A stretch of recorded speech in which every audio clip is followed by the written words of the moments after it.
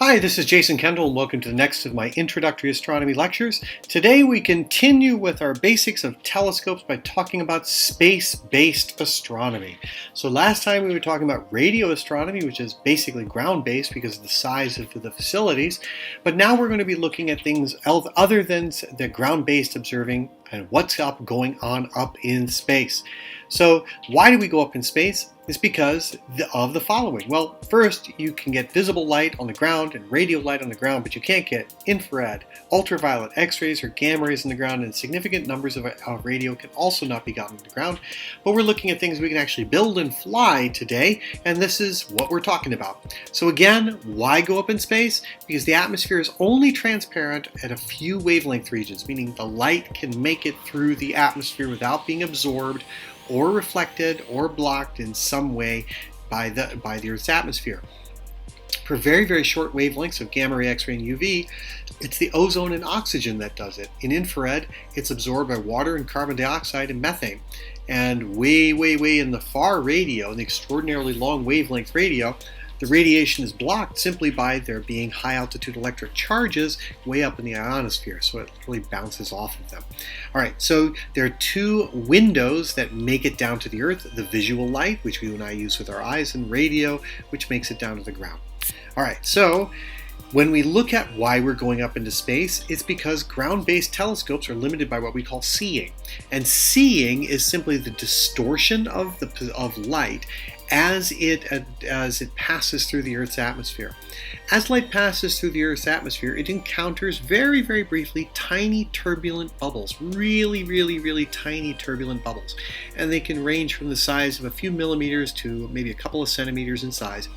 And those things are bubbles that have independent temperatures, independent density, independent humidity, and that's enough to make the light refract. So all you have to do is have a change in temperature of a little bubble, and all of a sudden the index of refraction is a little bit different, centimeter to centimeter, inch to inch, and that deflects the direction of the rays of light, and therefore scattering them slightly, just the tiniest bit.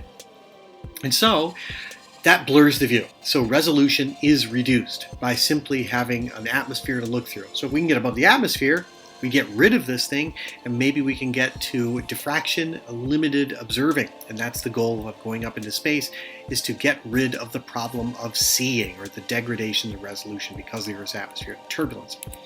All right. One of the first things is, of course, we'll talk about a bunch of them, but let's talk about infrared astronomy.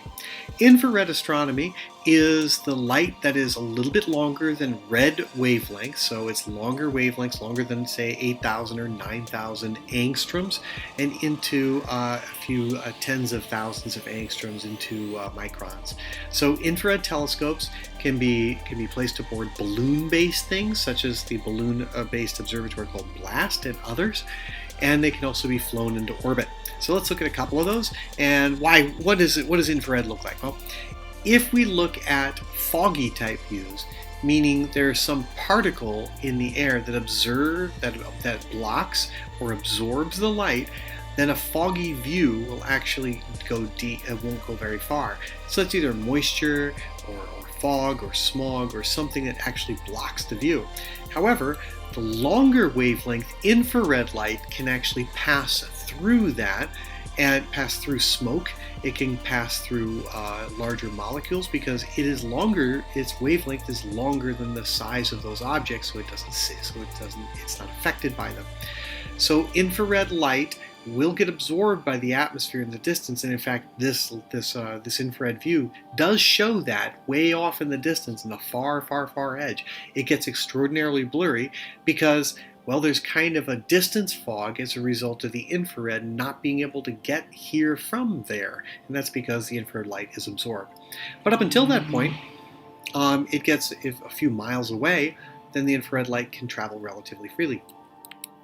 So what can we see with infrared vision? Well, specifically the Hubble Space Telescope has been outfitted with a series of infrared detectors because it's up in space. And so the Eagle Nebula, which was first looked at, we called it Pillars of Creation, and now it was revisited by the final servicing mission of the Hubble Space Telescope, the Eagle Nebula, and they look very different between optical view and infrared view. The optical view highlights the warmest stars, the hottest stars, whereas the infrared view, you can see huge numbers of additional stars. And that's because there are many, many, many, many more stars that are tiny and dim and cool. So they radiate primarily in the infrared, and they're not bright enough to be detected in visible light. So they're very dim and very cool and very red. So we can't actually see them in visible light.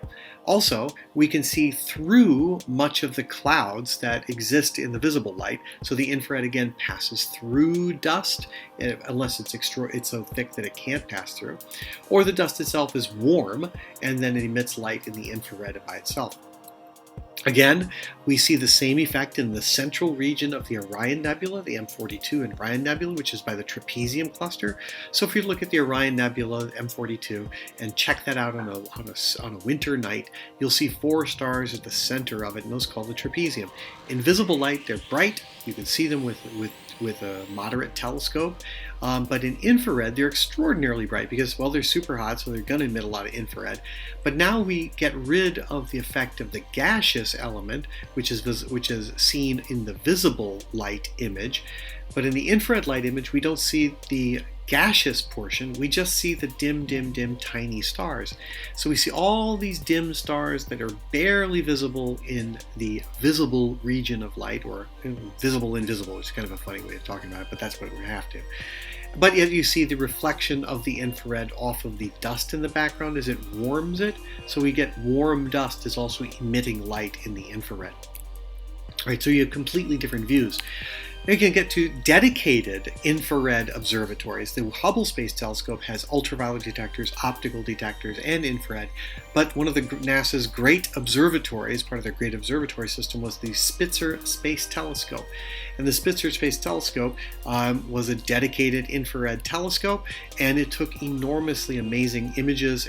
We can see the difference between the visible light and infrared images on the right between the North American Nebula, which is part of the which is in the summer sky.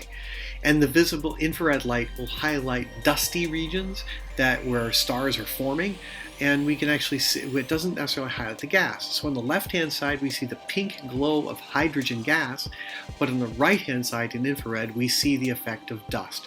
And so dust shows up as a bright image, but on the left-hand side, dust shows up as dark.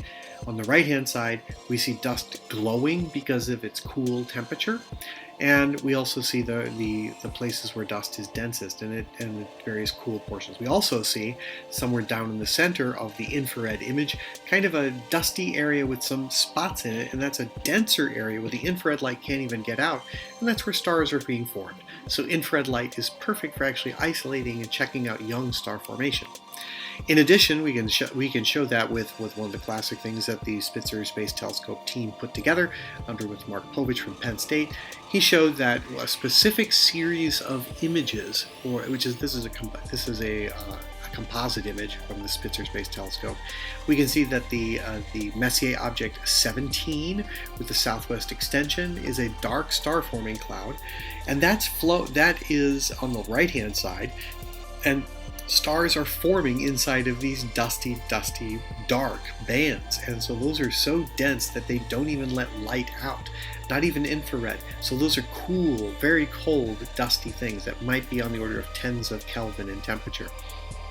But we can imagine that it's actually a flow of dust and gas from right to left that takes millions of years because, well, it's very large, the distances are extraordinarily large, and the objects are extraordinarily large in size, on the order of light years.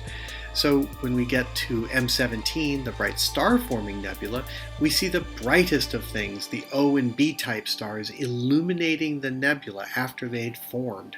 And so since the O and B type stars have formed, they are illuminating the gas and dust surrounding them, and that makes the bright nebula what we call the Omega Nebula, or the Omega Nebula is one of its names.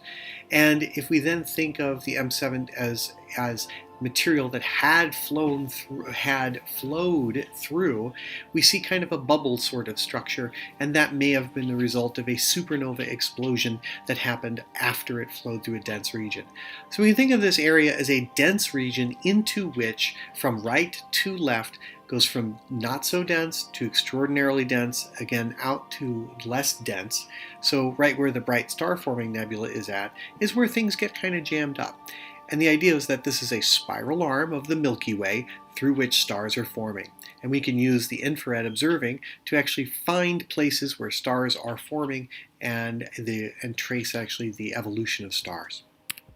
All right, so here's a kind of quick back and forth between M81 and M82 in visible and infrared. Visible and infrared, they totally look different. So they tell you completely different things about what's happening in those environments. The most important space telescope that's going to be coming online, which will be hopefully launched in May of 2020. It's many years behind schedule and extraordinarily over budget, but let's hope it gets going. It's the James Webb Space Telescope, named after James Webb, who was one of the more important people in getting the Apollo missions going online. And so the James Webb Space Telescope will be the next generation infrared telescope that will succeed the Hubble Space Telescope in about 2 or 3 years.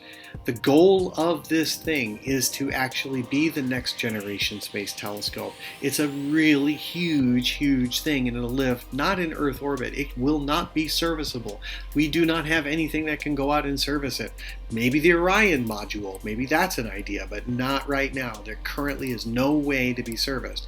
Unlike the Hubble Space Telescope, which was designed to be serviced, the James Webb Space Telescope is not. So there it is at its location at Goddard Space Flight Center being assembled. You can see it's an enormous structure, about 6.5 meters in diameter, and it's built up with a series of hexagonal mirrors made of beryllium with gold coating on it. That's where the gold is from.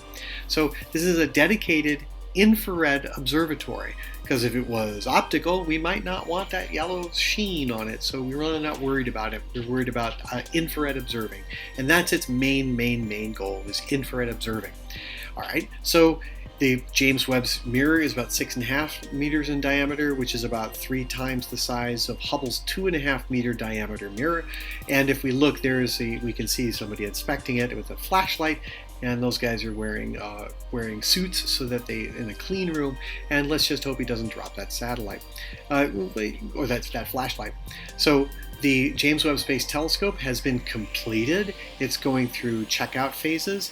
It had a bit of a problem with one of its solar panels not opening, so that pushed back launch date to May of 2020. It's an incredibly expensive undertaking, and in some senses is kind of controversial because many astronomers think that it took a lot of money away from lower cost efforts in astronomy, and its price tag is going to be on the order of $10 to $11 billion after it's fully complete from its original design in 1996. So the James Webb Space Telescope is the hope for the future, and it better be right or a lot of people are going to be really pissed. And what is it going to do? When it's launched finally in May 2020, it'll go way out past, it was launched from Earth, that ring around the Earth. The green line is the Earth's orbit around the Sun. The gray line around the Earth is the Moon's orbit around the Earth. So it's going to go very far, all the way to about 5 times the distance away from 8 times the distance, or 5 to 8 times the distance between the Earth and the Moon. And it'll be at a location called L2, or the second Lagrange point, which is a gravitational balance point between the Earth, Moon, and Sun. So that's where it's going to live, and this is its process of getting there. Once it gets there, it will kind of float around in like a halo type orbit. And it'll be, at this time, that would be 5 times further than the distance between that humans have ever gone. So this is why it can't be serviced at all ever by humans. Now, it's possible. that a future spacecraft could be built and go out there, but there's currently no human spacecraft that can go out and fix it if there are any problems. So that's part of the reason why it's over budget, is that you got to make sure it's done right the first time, because that was what happened to the Hubble spacecraft, and that's what instantiated its need to actually have its first servicing mission a couple years after it was launched. So here's what will happen when it is launched. It gets launched inside a fairing, and then it has to unfold very gently. This unfolding is going to be done en route. So as it goes to its L2 location, each one of these processes, each step, the sun shield will be pulled out and drawn away at each level, and then after each sun shield is pulled out. And why does it have to have this sun shield? And the reason for that sun shield that's being created is so that it can actually block the light of the Earth, Moon, and most importantly, the Sun. And it'll always keep that shield between the Sun and the Earth and Moon. And in fact, it'll stay out of the shadow of the Earth and Moon in order to have a constant temperature profile. So that shield is specifically for that. After it's deployed the shield, it deploys the secondary mirror and then deploys the mirrors around, so it has a full appearance. So the heat shield itself is there so it can keep an extraordinarily low temperature. And that low temperature is critical for infrared observing, because if it didn't have that low temperature, it didn't have that heat shield, then the very temperature of the telescope itself, the instruments on board, just by the need of the solar panel electric generation inside it, would be simply too warm to actually detect the infrared light that people are hunting for. And the goal of the James Webb Space Telescope is to, of course, look at extraordinarily cool processes that are happening without using too much coolant. So what's it going to hunt for? Well, one of the important things it'll hunt for is exoplanets, or planets around other stars, but in order for the James Webb Space Telescope to actually see the most distant objects, such as the early universe, the goal is to see the first galaxies and the first stars, and to see that everything's redshifted deeply into the infrared, and Hubble simply can't see it. It doesn't have the proper filters, it doesn't have the proper diameter, it doesn't have the proper detectors, so it can't see the first galaxies. It can get really close, but it can't see them. So the James Webb Space Telescope should be able to see the very first stars that ever came into existence in the deep history of the universe. Alright, so now after we think about infrared astronomy, we go to the other side and go to ultraviolet, shorter wavelengths than blue, and ultraviolet images are very different. We're looking at extraordinarily hot processes, things that are something that's created extremely energetic light. This is the same light that gives you a sunburn on a summer afternoon, and we can see a couple of things: supernova remnant, which was excited by the shock waves of the gas moving from the supernova remnant through the interstellar medium, as well as the hot stars in M81. Here we have a better depiction of that. And the ultraviolet satellite GALEX, the Galaxy Evolution Explorer satellite, surveyed the skies for about a decade and looked at many things in ultraviolet light. And if we look at the comparison between the Galaxy M81, which is about 10 million or so light years away, we see that there's lots of star-forming region happening in the disk of the galaxy, and even there's a little star-forming region off to the left-hand side that we don't see in visible light. So in ultraviolet light, we see that there's lots of O and B type stars forming furiously inside that galaxy. Likewise, the Caltech group, actually, after the GALEX was NASA was done, they said, we don't know, we got a perfectly good satellite, but we don't know what to do with it anymore. Maybe somebody else wants to run this thing. And so Caltech said, let's do an incredibly detailed survey of the Andromeda galaxy. So they used the GALEX to point at it for a very long time and create an enormously detailed view, a high-resolution view, deep view of the Andromeda galaxy. And the Andromeda galaxy is supposed to be a spiral galaxy similar to our own, but you can see actually from this image it looks more like a ring galaxy. And all of the bright spots that are in there, not the yellow spots, those are stars that are close to us in our Milky Way. This is about 2.5 million light years away, and we see that this object, which is the Andromeda galaxy, contains huge numbers of hot stars in star-forming regions. And they're kind of in a ring structure. Not really a spiral structure, more like a ring. So that kind of mirrors what is seen by the infrared telescopes as well, and we'll see that soon. Likewise, GALEX was able to see something really interesting, a variable star called Mira, which is a prototypical variable star. They're called Mira variables, and it's an asymptotic giant branch type star that's on its last legs. But Mira is actually traveling relatively quickly through the interstellar medium. Its speed through space makes it look like it's having a cometary tail going behind it. So since it's an aged star as an asymptotic giant branch star moving quickly through the interstellar medium, we see there's a bow shock in front of it, we see there's a cometary sort of type of tail, and this is just an individual star many, many tens or hundreds of light years away. And the ultraviolet light is happening as a result of the ionized gas that's still emitting the light from the star. So the light from the star ionized the gas, and as it some of that ionization that you see is coming from the fact that the gas itself is moving extraordinarily fast and slamming into other gas in the interstellar medium, and thus creating ultraviolet light. But in the bow shock area, that's also collisionally based, because it's like plowing through the interstellar medium.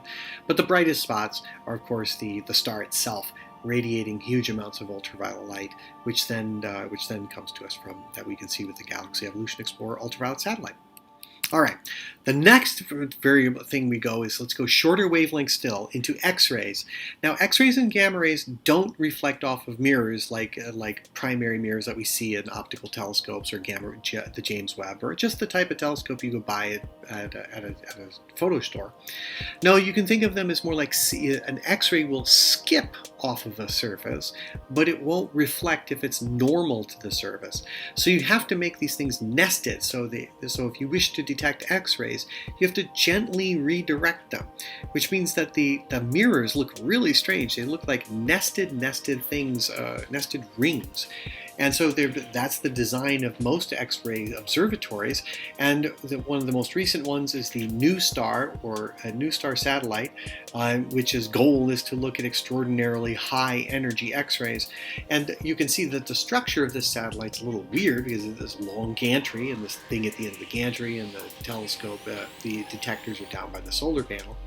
But the thing at the end of the gantry has a whole bunch of nested rings, and those nested rings gently change the direction of the incoming X-rays. And as they do so, they focus them about 30 meters down the way. So when this was launched, it was actually launched from a rocket on board under a plane, and then it went up to orbit. And this rocket then deposited where it is, and then the gantry extended, and they went through a series of outfits. And so this was really interesting. It's like a telescope without a tube. So NuSTAR is able to see some amazing things. Its goal is primarily to look for high energy X-rays, but this is an image of the supernova remnant Cas A. And so we see in the foreground a series of visual image overlay of stars in that field, but the glowing cloudy thing is the image taken by the NuSTAR telescope, and that comes from X-rays that are emitted by material that's plowing into the interstellar medium at extraordinary speeds and heating it up to X-rays, which then glows.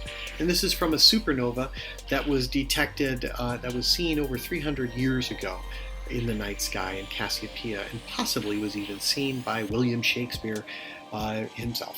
Fascinating. All right, so one of the longer running X-ray observatories, also part of NASA's Great Observatories program, is the Chandra X-ray Observatory, and that's been running for a long time out of Harvard. And it's an enormous structure that was launched by the Hubble on board the space shuttle, and it too takes lower energy gamma X-rays than NuSTAR, and we can see the same image in X-rays from the Chandra X-ray Observatory of Cassiopeia A. And Cassiopeia A is a Type 1A type supernova, and there's all sorts of interesting things happening in it. And so the analysis of these high energy packets of light is what tells us things about what's happening in the sky. So let's take a quick look. Here's a visible light image that I took using a telescope of the Andromeda galaxy. There's a visual taken from Astronomy Picture of the Day. Here's the same image of M31, the Andromeda galaxy, taken infrared using the Spitzer space telescope. There it is with the GALEX observatory that we saw before, and now we're seeing the core of it in X-rays with Chandra, and we see the center of it is actually a series of spots where we think there's a supermassive black hole in the center of that galaxy. Now we go up to the highest energy of light, which is gamma rays, and they can't be focused at all. They won't skip off of anything. They simply get absorbed. So when they interact with matter, they interact hard. So it's very hard to focus them, so you have to use other kinds of techniques to focus them. And one of the other major great observatories other than Hubble, Spitzer, and Chandra was the Compton Gamma Ray Observatory, which was launched in 1991 when I was an undergraduate. And it observed for about a decade until it was plunged into the ocean. And its goal was to observe the sky in gamma rays, and its map of gamma ray bursts still is being used today. Compton Gamma Ray Observatory was succeeded by a number of other gamma ray observatories. This is the Fermi Space Telescope, which looks like a big old refrigerator box. And the Fermi Gamma Ray Telescope in the sky detects incoming gamma rays in a similar way that the Compton Gamma Ray Observatory did. It has these kind of what are called calorimeters, which when a gamma ray comes in and hits these things, it basically hits a series of foils, and eventually it hits an electron or interacts with an atom, and the gamma ray then converts into an electron-positron pair, or an electron and an anti-electron. By the gamma ray interacting with matter turns into matter and antimatter, which is really interesting. And then the direction and energy of the electron-positron pair when it gets deposited inside of the calorimeter at the bottom. It's not even a telescope detector, it's called a calorimeter.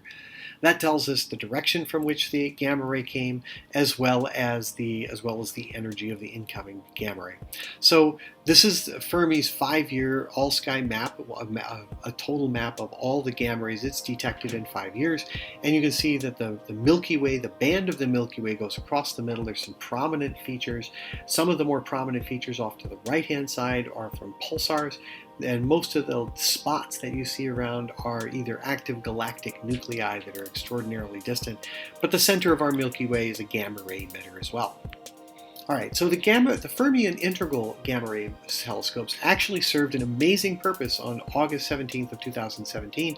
They actually confirmed, were the first things that showed a light image, an electromagnetic counterpart to a gravitational wave detection.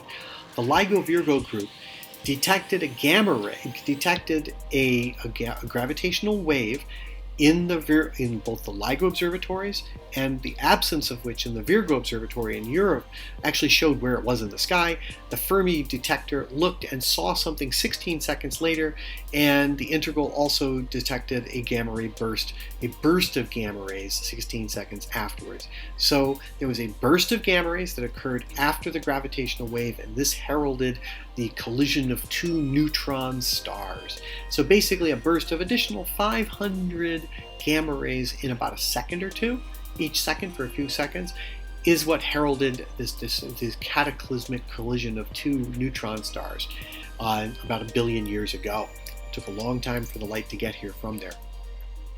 Now, we're doing space-based astronomy, and we can't ignore the Kepler Space Telescope, which is an optical observatory, and it's a space-based observatory. Its sole goal was to find planets around other stars, and it's found about 3,000 or 4,000 candidates for stars, with many hundreds of others confirmed, and a handful of Earth-sized planets around Sun-like stars. So it's been an amazing success. It's one of the most important things that has radically changed astronomy by a space-based observatory that stares unceasingly at a patch in the sky.